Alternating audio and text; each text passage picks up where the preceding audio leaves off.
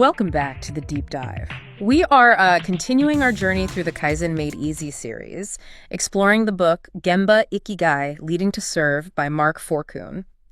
And I have to say, looking at where we are in the text, we've really hit a pretty critical pivot point. We really have.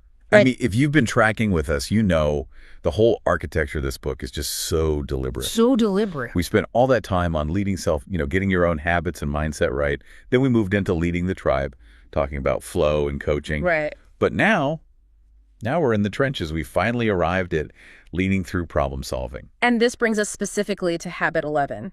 Now, I'm going to be honest with you, and I suspect a few listeners might feel the same way. When I saw the title of this chapter, I flinched a little. The habit of knowing the numbers. Yeah. It's called The Habit of Knowing the Numbers. It doesn't exactly scream page turner, does it? It sounds like we're about to pivot into, I don't know, a seminar on accounting or Excel shortcuts, but having read through it, I realized pretty quickly that's not what he's talking about at all. No, he isn't talking about being a CPA. He's talking about something much more visceral. That's the key word, visceral.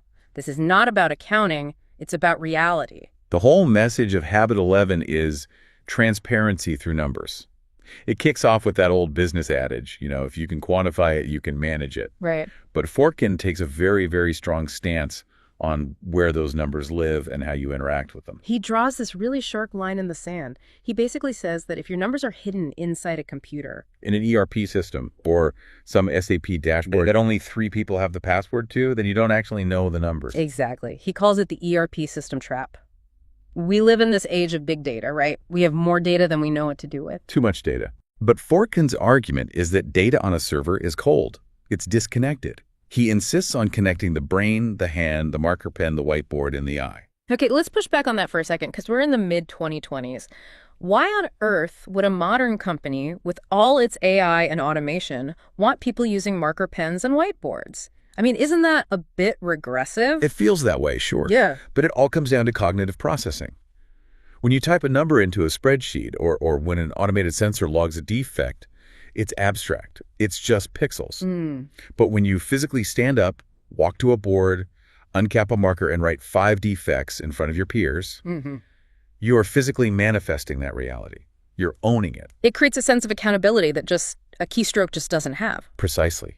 And to explain why this lived experience of data matters, the book uses what I think is maybe the best analogy in the entire series. The lunch analogy. The lunch analogy. I loved this. It's such a simple, brilliant litmus test. It really is.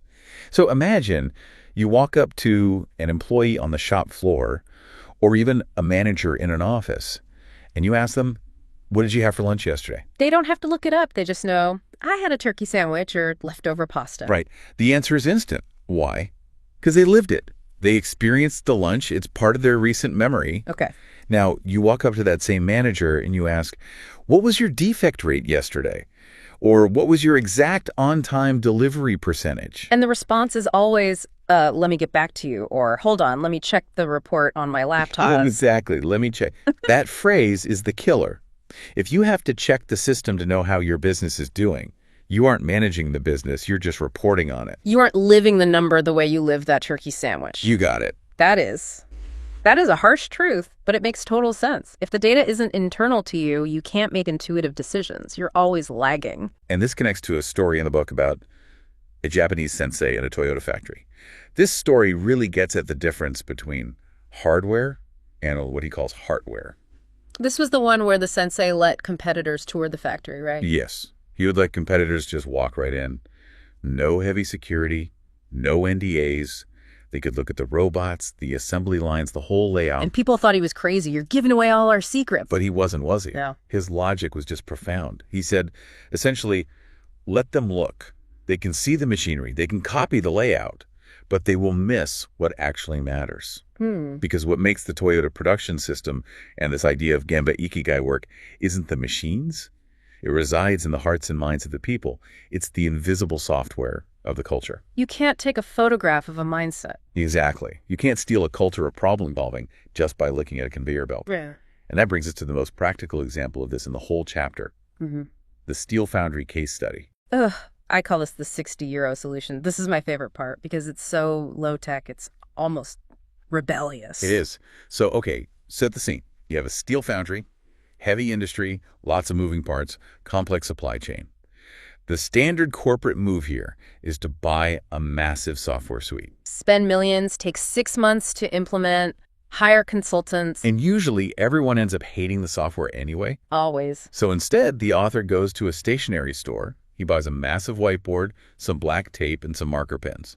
The total cost is about 60 euros. And he doesn't just make a board for the production guys, which is key. No, and that's the genius of it. He tapes out a grid for all 31 days of the month, and he assigns rows to everyone: purchasing, quality, HR, design, technology, sales, maintenance. Everyone has a row. So every single morning, someone from HR has to physically walk up to this board, standing right next to someone from maintenance, and write their numbers down. Exactly. It created what Forkun calls a human online management information system. But just think about the dynamic there. If sales writes 0 orders and production writes inventory full, you see that collision immediately. You don't need a weekly status meeting to figure out you have a problem. It's staring you right in the face. And they were able to process a huge amount of data this way, wasn't it? Oh, yeah. The team could record, understand, and discuss over 100 metrics in just 15 to 20 minutes a day. Because it was visual, it was communal, and it was fast. And again, it comes back to them writing it by hand. They understood the why behind the number. It wasn't just some red cell on a screen that an algorithm flagged. Right, it forces engagement. You can't be passive when you're the one holding the pen. So, okay, we've established the method: whiteboards, markers, these communal meetings. But we need to talk about the content. What numbers are we actually supposed to be writing? The book introduces a very specific framework: SPQDC. This is a classic manufacturing acronym. But Forkun puts a very specific, almost moral weight on the order of it: safety, people, quality, delivery, and cost. And that order is non-negotiable. Absolutely non-negotiable. Safety is always first, but look what's second: people. Before we even talk about the quality of the product or how fast we delivered it or how much it cost, we talk about the people. There's a quote in this section that really, it just stopped me in my tracks. Man is not made for profit. Profit is made for man. It's a powerful statement, isn't it? It sounds almost anti-capitalist, or at least very different from the whole shareholder supremacy thing we usually hear about. What does he mean by that? He uses the oxygen analogy. This is the best way to explain it to a skeptic.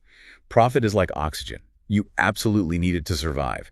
If a business runs out of cash, runs out of oxygen, it dies. That is a fact. Right. You can't ignore the bottom line, of course. Ask yourself this: do you live for oxygen? Is the purpose of your entire life just to sit in a room and breathe? No, that would be a pretty meaningless existence. Exactly. Oxygen is the fuel that keeps you alive so you can do higher things, build relationships, create art, solve problems, serve other people. In the same way, a business needs profit to sustain itself, but the purpose of the business is to serve its stakeholders, the employees and the customers. So if you flip that order, if you put cost before people in your SPQDC, you're essentially just living to breathe. And eventually, you suffocate the culture. If you only focus on the fruit, which is the profit, and you ignore the roots, the people, the tree dies. Let's dig into that people category, because Habit 11 calls these the invisible numbers.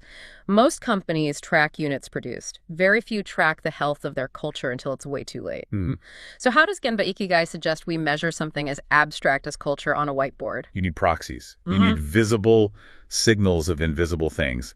And the first one he lists is and-on calls.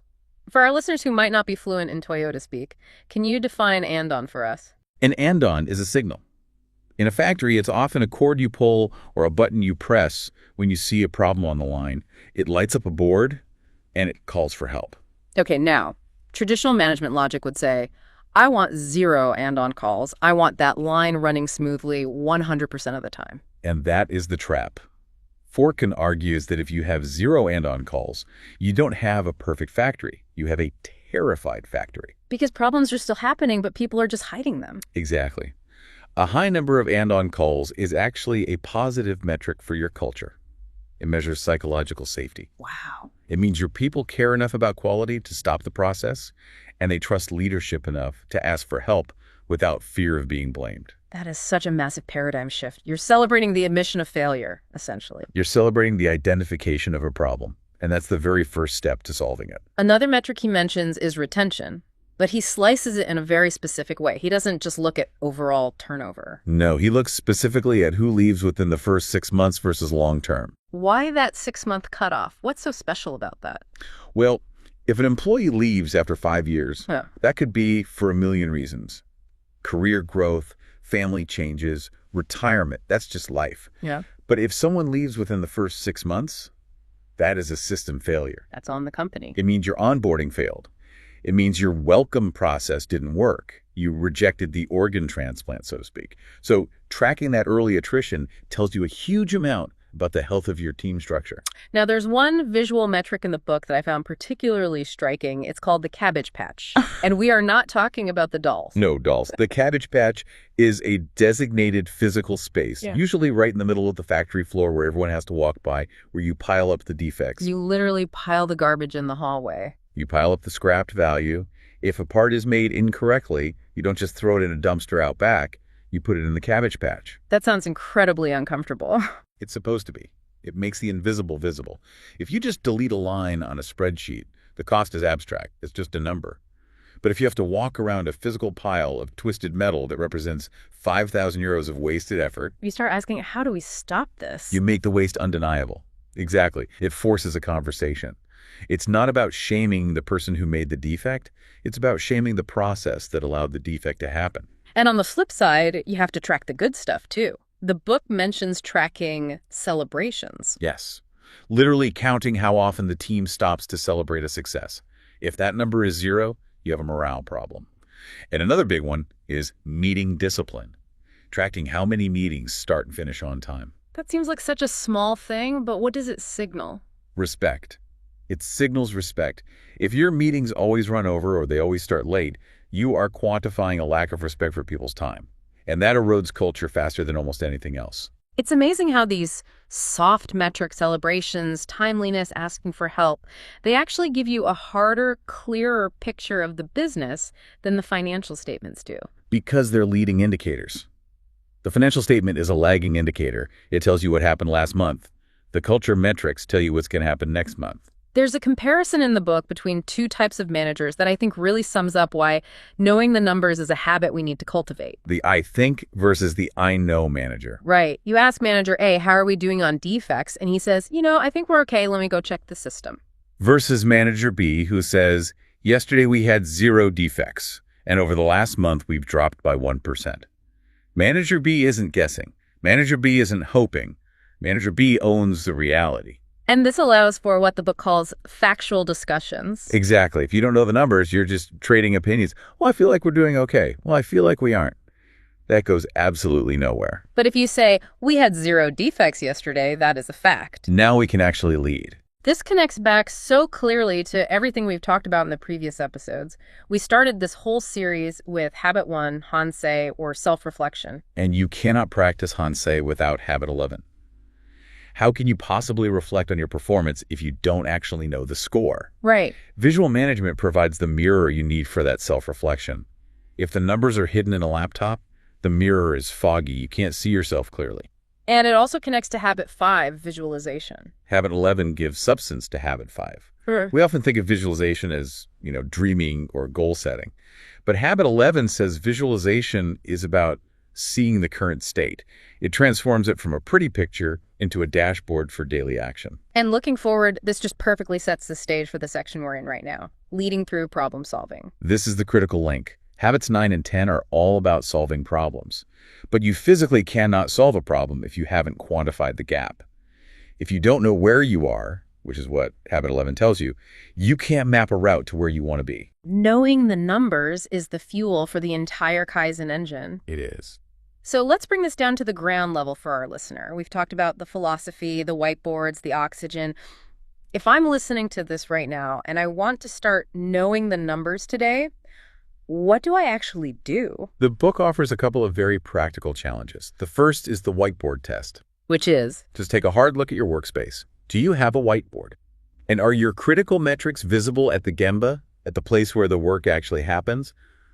Or are they hidden behind a login screen? And if they are hidden? Get a whiteboard. Get a marker. It doesn't have to be the 60 euro solution, but it needs to be physical. Start writing your 3 most important numbers by hand every single day. Just try it for a week. See if it changes how you process that information. I'm going to try that. There really is something about the physical act of writing that feels different than typing. It builds that cognitive connection. And the second takeaway is the lunch question. Right, the analogy we started with. Go ask your team about a key metric. Just walk up and ask. If they can't answer you as fast as they can answer, "What did you have for lunch?" then your visual management system needs work. They aren't living the number. That's a tough test. I think a lot of managers would be afraid to ask that question because they know the answer they'd get would just be a blank stare. But it exposes the gap immediately. And you have to find the gap before you can close it. And finally, there's a reflection question for the leader. Is your organization tracking only the results, like profit and units produced, or are you tracking the health of the culture? Are you tracking the and-on calls, the celebrations, the retention? Because if you only track the fruit, but you ignore the roots, The tree eventually dies. powerful stuff. You know, as we wrap up this deep dive into Habit 11, I'm struck by how knowing the numbers isn't really about math at all. It's about truth. It is. It's about facing reality. Transparency through numbers allows you to serve your team because you finally see what's actually happening. And once we know that reality, once we have the numbers, the obvious next question is, what do we do with them? How do we make decisions based on this data without just getting overwhelmed? And that leads us perfectly into the next deep dive. Once we have the numbers, we have to make decisions. But not just any decisions. We're going to look at habit 12, the habit of focusing on facts and foxes. Facts and foxes, I love the sound of that. It explores the idea that leaders cannot have opinions, they must have facts. We're going to see how to navigate the fog of business without getting distracted by the foxes. I can't wait for that one. For those of you who want to see the grids and diagrams we talked about today, especially that €60 whiteboard setup, you can find them in the full text, Gemba Ikigai Leading to Serve by Mark Forkun, which is available on Amazon. And do check out the Kaizen Made Easy YouTube channel. Seeing these visual management boards in action really helps it all click into place. Absolutely. Until next time, remember, knowing the numbers isn't about being a math whiz. It's about being connected to your work and your people. So go out there, get a marker pen, and make excellence a habit. Thanks for listening. We'll see you in the next deep dive.